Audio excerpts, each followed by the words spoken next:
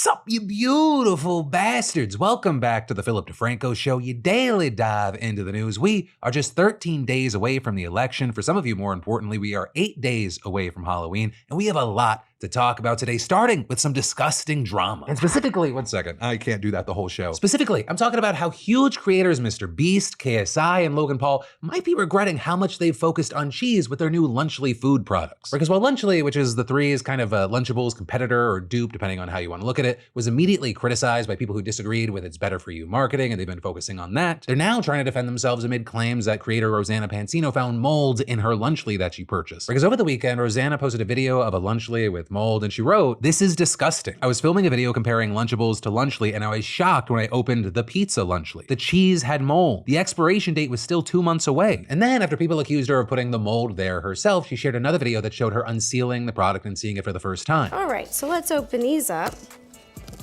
Oh man, this packaging. We'll see if these are epic ingredients. Oh wow. I think how we're doing the first is the non. These are molded. This is molded. That's mold. Right, and so obviously this goes massively viral. You have people talking about it everywhere, others claiming they've heard or seen Lunchly products having mold, which then prompted Lunchly to respond with a representative telling Newsweek, all Lunchly products go through a stringent review process to ensure the quality and safety of its products. That process consists of multiple inspections and approvals, including that of the USDA before any product can leave the manufacturing facility. Here, you also had another person speaking to the outlet about Rosanna's post, with them being identified simply as a person familiar with the product. And regarding Rosanna's comments, they said to, quote, consider the context and the source, right? Seemingly referring to the fact that Rosanna has a history of being critical of these creators, and specifically of MrBeast and his Beast Game show. And so now with that, you also have Rosanna slamming this source for using that angle. Writing, did someone from MrBeast's team seriously just try to imply that I faked the mold in the Lunchly I bought? Is their PR move going to be smearing me when there are dozens of other reports of mold in their food? Is this their mysterious spokesperson who always downplays serious allegations on Jimmy's behalf? And adding, it's unbelievable that MrBeast's PR team says to consider the source, apparently implying I'm not a valid source. I'm not the type of person to fake videos. That's more MrBeast's thing. Are they going to actually do something about this or keep gaslighting people? Which again, just to be clear, she keeps saying MrBeast's PR team. Newsweek technically didn't specifically identify the source who said this. But man, in general, this Lunchly launch has been, it seems, rough. Right, that's not to say the sales numbers aren't good. I mean, it possibly could be. Right, their target demographic they're trying to sell to are these small children who are just gonna annoy their parents into buying them. Right, they're not being fed the controversy videos on YouTube Kids. But this moldy cheese controversy is kind of funny for two reasons. One, because again, they have focused so much on the cheese. They're like, Lunchables says cheese product, we use real cheese. And they've kept hitting on the note of, oh, I like my cheese drippy, bro, so that every 10-year-old and under just keeps commenting that on their videos. But then two, funnily enough, Logan Paul's co-host on his podcast even was like, I think you crushed it with Prime. I think it's weird that you're launching a perishable product. And then boom, this mess falls into their laps. Do you want to know my one issue with this product? Sure. And I'm gonna be kind of transparent and serious. Give it to me. You have this product, right? Prime. Yeah, Prime. Those things can sit in freaking Haiti for this product for a year and a half. You don't like refrigerated Bro, goods? why would you launch a perishable product? They sent 3 of them to my house. Yep. You know, I also saw like, you got robbed by a door-to-door package stealer. I did. He didn't steal the Lunchly? He did not. Probably because it was too warm. But hey, for now, we'll have to wait to see what happens from here. And in the meantime, of course, I'd love to know your thoughts in general on this whole situation and controversy. And then Donald Trump said Hitler did some good things. Just another normal headline in 2024. And we've learned this thanks to Trump's former chief of staff and retired 4-star general, John Kelly, going public. Right, and understand, Kelly was sought out by Donald Trump to be his chief of staff. This isn't some random guy. This is Trump's guy, and he's a credible witness. Right, Trump would talk to Kelly about Hitler's generals, and 2 other sources even said that Trump went as far as to say that he needed the kind of generals that Hitler had. And then when Kelly tried to explain to him that Hitler's generals tried to kill him 3 times, the president said, quote, no, they were totally loyal to him. Trump would also apparently further share his admiration of the leader of the Third Reich by saying that he did some good things like rebuilding the economy. He commented more than once that,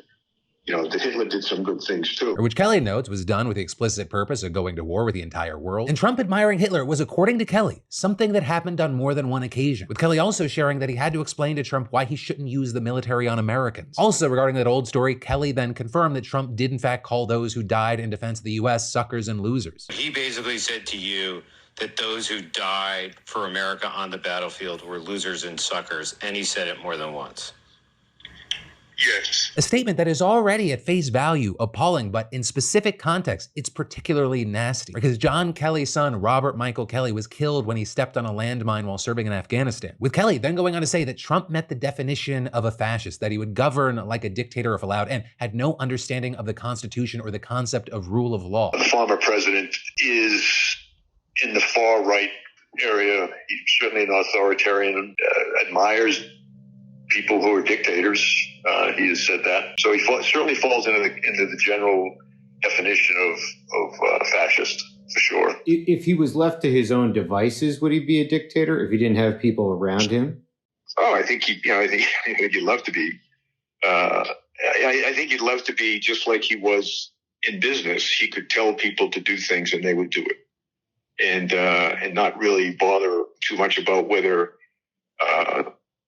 what the legalities were and whatnot. And all of this making Kelly now the second general that served Trump to call him a fascist, with the first being Mark Milley. But then, experts say that you should spend quality time with your kids. Yeah, but I think Tara Alexis Sykes out in Florida, she should probably ignore that advice. And that, not just because I don't trust anyone with the name Alexis, you know what you did. And yes, I'm talking to all of you, but also because this specific one's been accused of attempted murder and aggravated child abuse after using Roblox, of all things, to manipulate her 10-year-old child into nearly killing a 2-month-old. And that's just the start of it. Now, based off of where this ended up, it probably won't come as a shock to hear that Sykes didn't have custody of her kid, because they had actually temporarily been removed from her care and sent to the Gulf Coast Kids House, which is a child advocacy center that handles this sort of thing. But during that time, Sykes used Roblox to maintain contact, and that's when, according to the Escambia County Sheriff's Office, Sykes instructed the 10-year-old to drown the infant in the bathtub, burn the infant with scalding water, and drop the infant on the floor to kill it, with them then seemingly settling on the last option last week. But reportedly, the 10-year-old picked up the baby after he became fussy and was walking into the kitchen with him to find an adult before dropping him. Now with that, we'll call it mixed news, is that the 2-month-old is expected to survive, albeit with severe injuries. But regardless, once questioned, this little girl made it clear that her mom was involved, telling police that she had actually done all of this because she was terrified of her mother and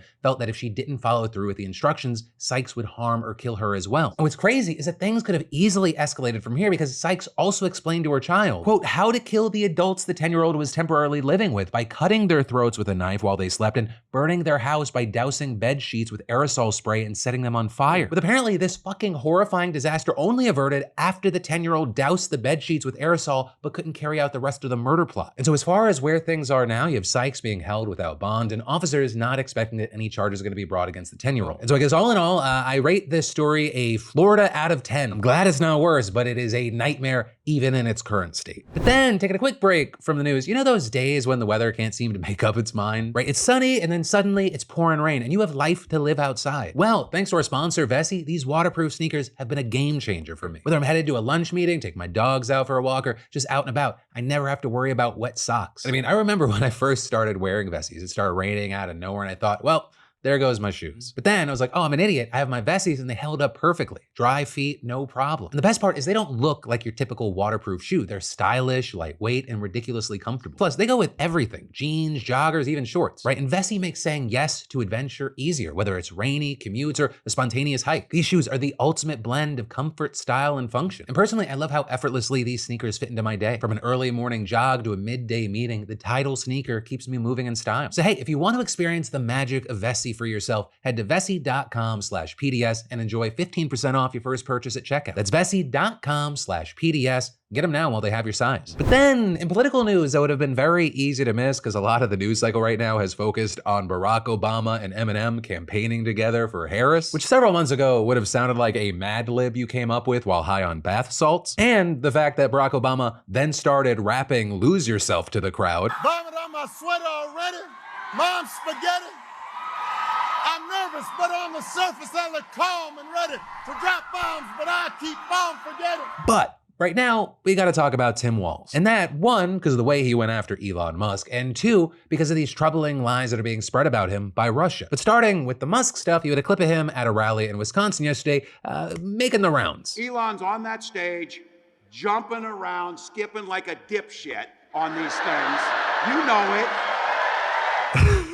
Tim, when your advisors told you to stop calling them weird, they didn't mean say that. Also, truthfully, before anyone starts clutching their pearls, I can't believe Walz said this. Trump, just a few days ago, while on stage, in front of the cameras, said Kamala Harris was a shit vice president. His words. With him also yesterday calling her slow, stupid, insinuating she was drinking or on drugs and that she was lazy as hell, which is really wild. And not even because it's not true, which it's not, but if it was true, this person that you're describing crushed you in the fucking debate. There's a good reason why you declined doing a second debate and you've just stuck to rallies and podcasts. Like, I'm not even gonna call you scared. That's just smart. If I had to be Donald Trump from here to election day, yeah, I'm not facing Kamala again. I'm going on fucking Joe Rogan. But going back to Tim Walz, right? It wasn't just him name calling, or you had Walz criticizing Musk's growing influence in the Republican Party, jokingly calling him Trump's real running mate and saying, think about that.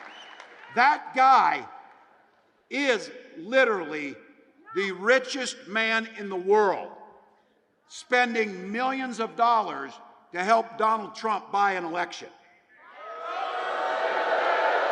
Now look, they're saying the quiet parts out loud now because Donald Trump has already promised that he would put Elon in charge of government regulations that oversee the businesses that Elon runs. That's a hell of a buy. He could spend billions to make more than 10 billion on the back end.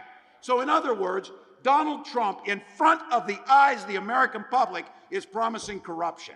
That's what he's promising you. But also, while obviously there's been a lot of attention on Walz in that clip, there's another thing that's connecting Walz and Musk right now. And that includes some of the lies that are now being spread on his platform that are actually part of a viral disinformation campaign specifically targeting the Democratic VP pick. Right, and to get more specific, I'm talking about Russian disinformation groups reportedly being behind baseless accusations that Walz sexually abused students while he was a high school teacher. With a report this week from the Office of the Director of National Intelligence, for example, saying Russian influence actors manufactured and amplified inauthentic content claiming illegal activity committed by the Democratic vice presidential candidate during his earlier career. And with that, at least 4 separate claims have spread since early October, racking up millions of views on social media platforms, including X. With it apparently starting on October 5th, when an anonymous man claimed in a Rumble live stream that Walz abused him when he was an exchange student in Minnesota from 2004 to 2005. And notably, that man was interviewed by John Mark Dugan, a former Florida sheriff's deputy living in Moscow and a known source of Russian disinformation. And on top of that, both the State Department and the exchange program say they have no record of a student matching his description. But of course, that didn't stop the disinformation from spreading, and it was just the beginning, right? Because there was also another Rumble video posted on X, this one accusing Walz of acting inappropriately with students during trips to China. And then another X account posted grainy screenshots of supposed emails alleging Walz's misconduct with a minor at a concert in 1995. Though of course, there was no evidence of any of this, and the emails appear to have been doctored. And then finally, the latest effort was a video of a man claiming to be Matthew Metro, a former student, alleging Walz sexually assaulted him in 1997. And Matthew Metro, he's actually a real person, but that wasn't him, right? And we know that because the Washington Post actually interviewed the real guy who not only said Walz never abused him, but they'd never even met. And so with all that, according to researchers at Clemson University, at least 2 of these 4 claims seem to be directly linked to a Kremlin-backed troll farm known as Storm 1516, which as it turns out is also the same group that spread a video with a woman falsely claiming to be the victim of a hit-and-run accident by Kamala Harris. And while yeah, this Walz stuff has been gaining traction, it's just the tip of the iceberg. With, for example, a recent NBC investigation finding that this group has been behind at least 50 false narratives launched since last fall. And their efforts have been to do things like lower support for Ukraine, increase support for Trump, and spread lies about Harris. And in fact, all of this is just one small part of the overall effort by foreign powers to interfere. We're seeing intelligence officials right now warning that Russia, as well as Iran and China, they may be planning to create chaos even after the election. Though with all this, it's not just foreign powers we have to blame for creating chaos, right? For example, Republicans have in many cases successfully pushed companies to stop fighting election misinformation. Right? With Meta, for example, we saw Mark Zuckerberg announcing a change in the company's policies this summer, with them saying that they'd no longer temporarily demote US content while waiting for fact checkers. And then Musk, I don't know if you've been on X recently. There is a reason you have people describing his takeover of Twitter as perhaps the single biggest factor in today's disinformation landscape. Right? Because not only did he take apart the platform's teams that flagged false or hateful content and reinstated users who had been banned for violating company rules, he's also been out there actively spreading misinformation himself. Right? I mean, just last week, he echoed the debunked claim the Dominion voting systems rigged the count in 2020. And very notably, a recent study also found that he played an outsized role in amplifying content promoted by Tenet Media, media, which, if you don't remember, was accused last month of covertly using $10 million in laundered funds from Russia to pay right-wing media personalities like Dave Rubin, Benny Johnson, and Tim Pool. In fact, at least 70 times from September 2023 to September of 2024, Musk responded to or shared accounts linked to Tenet to his followers on X, and many of those related to this year's election. Which, to bring this segment to a close, regarding this year's election, remember to vote. If you can vote early, get that shit out of the way. If you need any information, go to vote.org, because the bad actors out there, and unfortunately there is no shortage of them, they are trying to lie to you, to mislead you, to dissuade you from voting. So don't take it for granted. Vote, vote, vote like it might be your last chance. Get those like-minded friends and family to do the same, because a lot is at stake, guys. And it's not like the world of misinformation is going to get any easier to sift through, especially when you have people like Elon Musk who will buy the town square, poison the well, and rip down the guardrails. And then American Airlines has mistreated disabled people, and now they're paying the price for it, literally. Because yesterday, the federal government slapped American Airlines with a $50 million fine after an investigation by the Transportation Department and DOJ found many serious violations of disabled passenger rules between 2019 and 2023. I mean, we're talking unsafe physical assistance resulting in injuries, generally undignified treatment of people in wheelchairs, and a repeated failure to provide prompt wheelchair assistance. Not to mention the thousands of wheelchairs American Airlines apparently mishandled by either delaying or damaging them. And the impact that this mistreatment has on people, it's substantial. Right? I mean, for example, earlier this year, you had dozens of disability advocates being brought to Washington, and there you had Thomas Brady, the director of the National Council on Independent Living, saying, "The reason I didn't fly anymore and I gave up flying was because too much damage to my wheelchair." And adding there that not being able to fly has prevented him from traveling with his wife and held him back in his career. With also Illinois Senator Tammy Duckworth adding that her wheelchair is like part of her body, saying, "If this is broken, you've broken my legs." So when Transportation Secretary Pete Buttigieg announced this fine against American Airlines today, he said, "One traveler with a disability told us, in her words, I was made to feel like a piece of luggage, so I do not fly anymore." And adding, the era of tolerating poor treatment of airline passengers with disabilities is over. With this penalty, we are setting a new standard of accountability for airlines that violate the civil rights of passengers with disabilities. By setting penalties at levels beyond a mere cost of doing business for airlines, we're aiming to change how the industry behaves and prevent these kinds of abuses from happening in the first place. And very notably, with this fine, American Airlines will, one, pay half to the US Treasury, but then two, the other half will go to passenger compensation and upgrades to systems and equipment in order to minimize wheelchair damage and delays. And all of this is American Airlines claimed in a statement that they've already spent $175 million this year on, quote, services, infrastructure, training, and new technology, leading to a 20% bump in their wheelchair and scooter handling rating. But then going on to say in their statement, despite these improvements, there are instances where the service the airline provides is disrupted, untimely, or results in harm to the passenger or their equipment. American takes all these complaints and claims seriously and works hard to remediate them. But for now, we'll have to wait to see if there is actual change here. Both, I mean, for American Airlines as well as is there a ripple effect that we see play out. But then, taking a quick break, I'm not gonna sell you, but I am gonna tease you, because this coming Monday, October 28th, we have our biggest drop of the year so far over at beautifulbastard.com. Starting with a brand new One Day We'll All Be Skeletons gear, and a mix of tie-dye and dip-dye, along with our brand new line that connects with me to the depths of my soul, the Fragile line. I'm just asking you to handle with care, because I feel like I'm about to fucking explode, which you might think is an unhinged thing to say. Guess what? I got something for you too. It just so happens to come in the form of a tie-dye shirt and a two-tone hoodie. And then finally with the graphic lines, because we think that it should always be spooky season, the emotionally gothic gear. But then, guess what? That's not all. Oh yeah, we're big believers that you should wear your feelings. We also know that premium core gear, premium essentials, that's important. And as now thousands of you have found out in these recent months, we have the best blanks on the market. They feel like $80, $90 tees at $20 a pop. And right now you can snag them in black and new and classic colorways. We even threw some premium tie-dyes in there, because the weather's changed, our new premium crews in all these fantastic fall colors. But again, you can't get any of that right now. It launches over on Monday, so to be sure you're able to grab your size before it sells out, be the first to know when it drops. Go to beautifulbastard.com, sign up to the mailing list, or just text me at 813-213-4423, and I'll hit you up first when it goes live. But that said, let's go back to the news. But then, we have to talk about how private equity firms, yeah, they're making a killing in the healthcare sector, but they may also be making a killing in a more literal sense, right? Because the basic idea with private equity firms is that they take control of a business for a relatively short time and they make some changes, they resell the company, and boom, they make a profit. And to do that, they cut costs wherever they can, with the result often being job losses, lower quality products, and worse customer service, and probably even higher prices despite all that. Plus, unlike publicly traded companies, private equity firms do not sell shares and they're not required to report as much information. And with all that, The absolutely insane growth of private equity across nearly every sector of the economy is something that a lot of people see as a problem. But then, specifically in the healthcare sector, of course, stakes, they can be life or death. And with that, for-profit ownership has long been a part of the American system. While lots of for-profit models are a bad fit for healthcare, private equity is perhaps the worst one. And that's not me just sharing my opinion. That's according to Eileen O'Grady from the Private Equity Stakeholder Project, who said, it basically takes the for-profit model and makes it so much more extractive and so much more harmful and risky. Right? But despite that, private equity firms have been snatching up medical facilities at an alarming rate. Right? Private equity firms have reportedly invested nearly $1 trillion in the healthcare sector since 2012. And notably, this really picked up during the pandemic when many doctors were having a hard time just getting by and ended up selling their practices to larger groups. But of course, even as we started recovering from the pandemic, this trend continued. In 2022 and 2023, for example, corporate entities, including private equity firms, acquired 5,300 physician practices.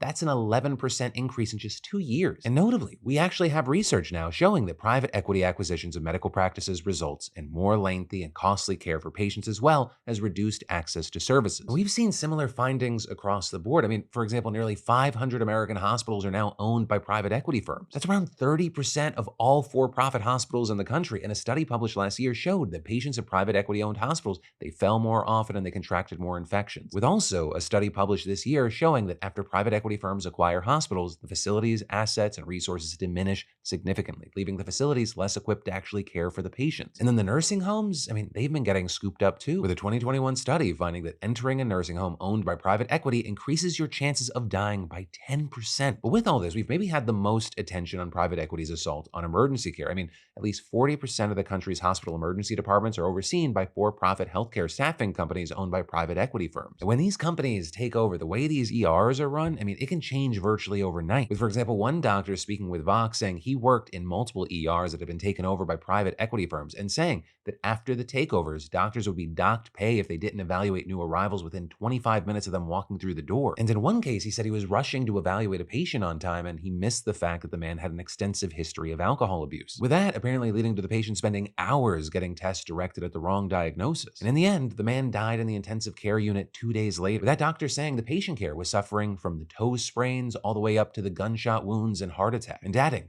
all of my colleagues were experiencing the same thing. And then, besides being rushed, doctors are increasingly being replaced by nurse practitioners and physician assistants, because they can perform many of the same duties and bring in the same amount of money for less than half the pay. And then, of course, on top of all this, patients may be paying more, with one study from a few years ago finding that costs to emergency room patients went up 80% after a corporate interest took ownership. Though thankfully, that is something that's actually at least being somewhat addressed. Right? For example, in 2020, Congress passed the No Surprises Act, and when that law took effect in January of 2022, it meant that patients who receive emergency care cannot get billed for out-of-network care, even if the care is from an out-of-network facility or doctor. But it also protecting people from higher bills if they get non-emergency care in an in-network facility from an out-of-network doctor without their knowledge or consent. But notably here, we have seen a lot of discussion about how providers have been finding ways around the law. And then, of course, as we've talked about, there's a lot of other issues yet to be addressed, which is why we are now seeing more and more doctors saying enough is enough. And this also is there's reportedly been an uptick in people joining organizations opposing corporate influence in American healthcare. Take Mitchell Lee, for example. He's an ER doctor who's worked and trained under private equity-owned practices. And 3 years ago, he founded the advocacy group Take Medicine Back, with him saying, we see on a daily basis that physicians are just rising up against corporate involvement in medicine. And to that point, his group is just one of several old and new groups opposed to private equity in healthcare. That said, though, the American Medical Association, which is the nation's largest doctors organization with over 270,000 members, it still hasn't taken a position on private equity in healthcare. But this, as we have seen some AMA members pushing for. At its annual meeting last year, for example, a resolution to seek a federal ban on corporate medicine generated intense debate, but ultimately fell short. And then, on the flip side, there are even groups backing private equity like the American Independent Medical Practice Association, for example. Or with that being a group that was founded last year with the support of private equity-backed physicians groups and others, and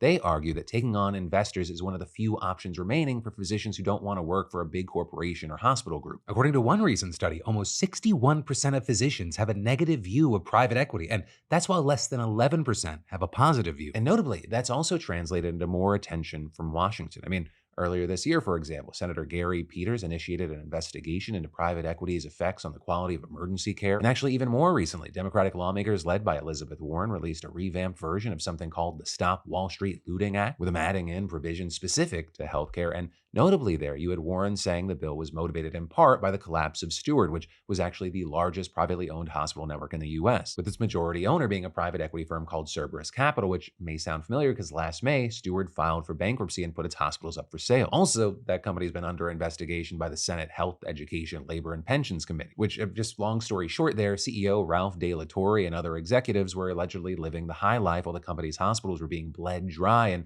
patients and employees were living through horror story after horror story. And with that, we saw the Senate unanimously vote to hold De La Torre in contempt back in September after he defied a subpoena and skipped a hearing, which, by the way, that unanimous vote marked the first time since 1971, with some hoping that bipartisanship that we saw there translates into something actually getting done. But of course, don't hold your breath, especially because dealing with this private equity, I mean, it's just one piece of the puzzle. I mean, you have people saying private equity can only really do what they do because so many other parts of the American healthcare system are so dysfunctional, with many arguing that maybe it wouldn't be so easy for them to make money if insurance companies weren't jacking up your premiums, if pharmaceutical companies weren't inflating drug prices, and if all these industries didn't have so much lobbying power. But then I want to give a congratulations and also answer a question. So first, congratulations to Luke Welgus. Thank you for being a long-time viewer, Luke, and also the SeatGeek prize winner who just won $500 in a weekly SeatGeek giveaway towards his choice of SeatGeek tickets. I'm pumped to hear that you're going to be sitting behind the bench at a hockey game, so enjoy that, my friend. But also for everyone else, that's right, SeatGeek and the Daily Dip are still giving away up to $1,000 in tickets, and you should definitely enter today if you haven't already, especially because it's so easy. You just add code PDS to your SeatGeek app profile for a chance at the weekly $500 prize, no purchase necessary, and $1,000 prizes are available to Daily Dip subscribers who add code PDS newsletter, doubling entries and winnings. So get in on it. It's a no-brainer win-win. And then, as promised, let's do a little ask and answer, a little segment I like to do on the show now and then. And this actually felt like it made sense because lately, and especially after yesterday's show, I've gotten more and more people going, wait, you moved to Georgia? Why? And so the answer to the first part is yes, I moved to Georgia and we moved for family. You know, I'm not gonna be one of those people that makes a whole video that's like, I'm leaving California, fuck California. I love California. Or when people say, oh, the people are fake, you know, you're talking about pockets of transplants that came to California. Though understand that is not to say that California doesn't have its problems. Everywhere does, and especially in Los Angeles County, you can see the failures of the local government all around. But again, everywhere has problems, and that wasn't the reason. It's family. You know, my boys are now 10 and 7 years old. I felt like, you know, I've done very good in my life, but the one thing that, you know, by being in California, I was kind of depriving them of was extended family. And out here now, they just have access to so much, so many cousins. We have 4 sets of grandparents. You know, a number of marriages did not work out. I think for the better. Everyone's within like 25 to 90 minutes max. And that even includes to see my dad. It's a 90-minute flight now instead of like 6 hours. And I'm trying to figure out, should I do a red eye? And I will say, you know, because it's been 15 plus years since I've lived out here, Southern hospitality is a very real thing. When we moved into the neighborhood, people were introducing themselves. All of a sudden, our kids have actual local friends. You know, ultimately, it's so far so good. And then probably the least important of things, it's very interesting being a swing state voter again. And it's also been, you know, kind of intellectually stimulating being around people